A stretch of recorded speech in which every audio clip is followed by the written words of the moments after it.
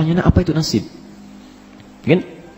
Nasib itu sesuatu yang kita terima atau bagian kita yang bisa kita pilih. Oh, bedakan itu ya. Ada qadar, ada takdir, ada qada, ada nasib, itu lain. Ya.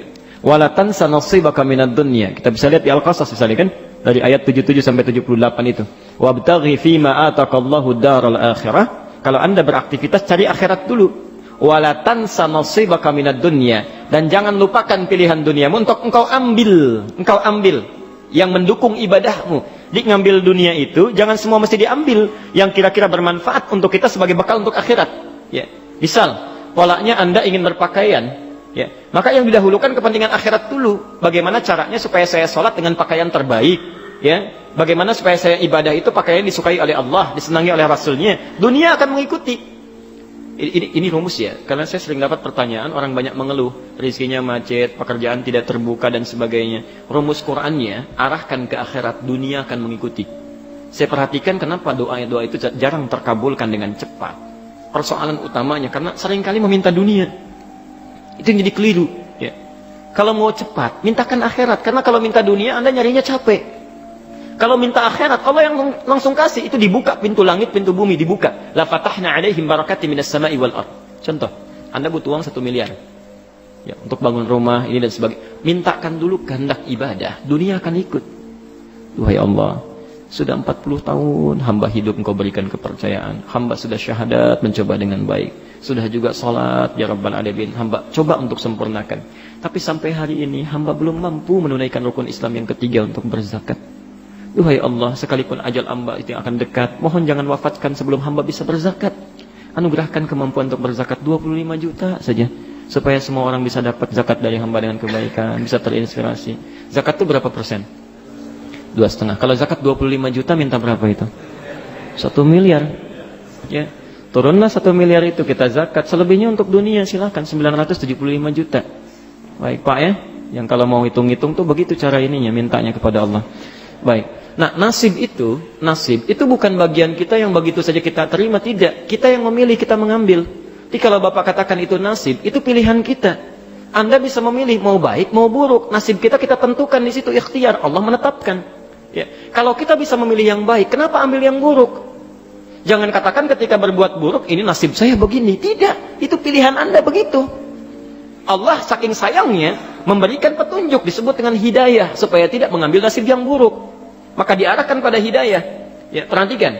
Saat azan berkumandang 4.16, pilihan Anda 2, teruskan tidur atau ke masjid. Salat. Ya, itu nasib kita tuh bisa kita pilih. Maka Allah berikan subhanallah petunjuk, digerakkan hatinya cepat. Azan sudah berkumandang, tertinggal nanti kalau kamu tidur sebentar, bagaimana kalau tidur dalam keadaan meninggal? Digerakkan, bangun kita. Ya. Setan juga sama, begitu selesai azan, tenang, baru azan, belum komat, tenang, baru azan, belum komat. Itu berpacu kita. Pilihan itu yang kita tentukan saat kita ambil bagian kita, itulah nasib kita. Ya. Si kakek tadi, dia bisa memilih. Ya. Dalam konteks dia ingin diamkan, dia bisa samarkan, ya. Bisa dia pilih tahadduts bin ni'mah, menunjukkan satu nikmat untuk memotivasi cucunya, atau dia bisa pilih riya. Ya. Dia ada wa amma bi ni'mati rabbika fahadits, tahadduts bin ni'mah boleh.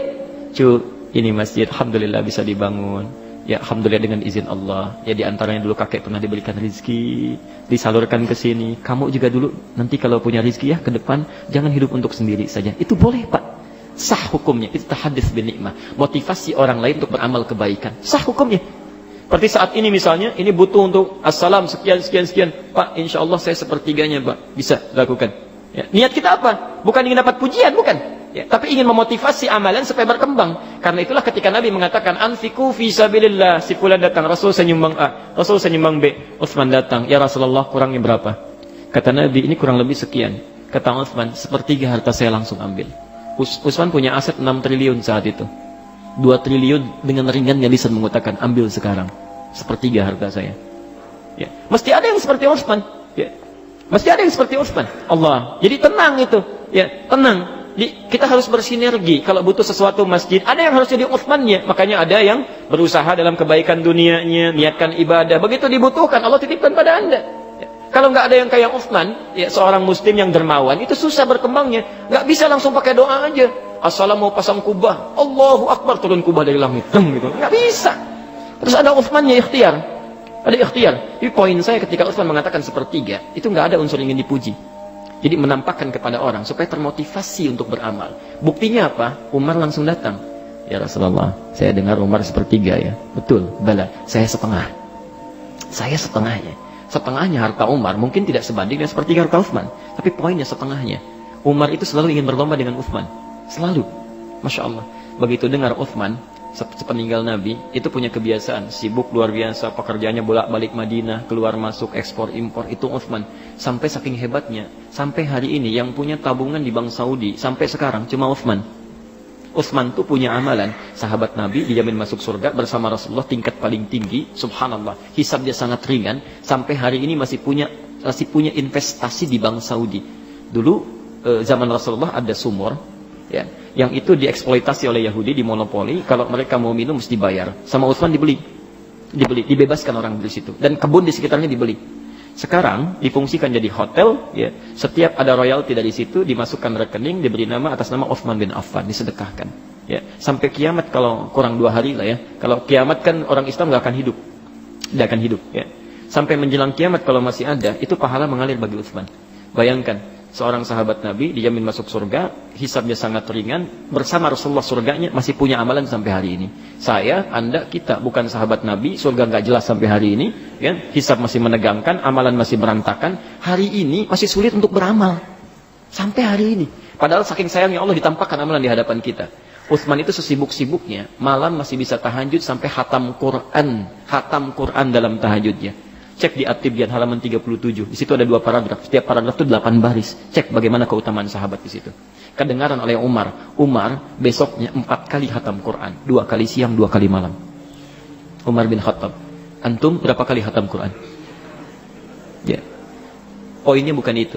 Tiba-tiba datang seseorang yang selalu mendampingi Nabi, yang hidupnya diserahkan pada Rasulullah untuk kepentingan Allah dan Rasulnya. Tiba-tiba datang berbisik mengatakan, "Ya Rasulullah, saya semua harta saya."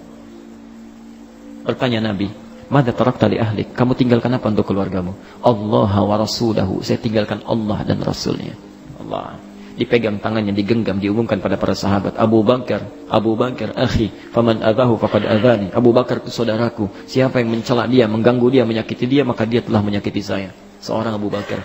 Jadi kita bisa memilih, bisa kita beramal kebaikan, membawa orang untuk mengikuti amalan, itu namanya tahadduts bin ni'mah, bisa dengan kata-kata, bisa dengan perbuatan, tapi yang kedua bisa juga riya, kalau ada ingin pujian. Letaknya tipis unsurnya pada pujian, kebanggaan. Ya, jadi kalau kita menampilkan untuk kebanggaan dan pujian, maka jatuh riya. Tapi kalau untuk motivasi orang dan tidak ada motif yang lainnya, maka itu masuk dalam kebaikan. Hadis sahih Muslim nomor hadis 1893. Man dalla ala khairin falahu ajruhu misla ajri fa'ilihi min ghairi an yanqusa min ajri syai'. Siapa yang menunjukkan, memfasilitasi, menampakkan pada kebaikan dikerjakan oleh orang lain, maka dia mendapat pahala yang sama dengan yang mengerjakan tanpa dikurangi sedikit pun. Bapak infak kelihatan oleh orang, nggak niat kita untuk lihat, dilihat orang itu pun infak, kita dapat pahala infak dia juga, walaupun kita tidak sama jumlahnya dengan dia. Itu masya Allah, itu tinggal pilihan, silahkan memilih.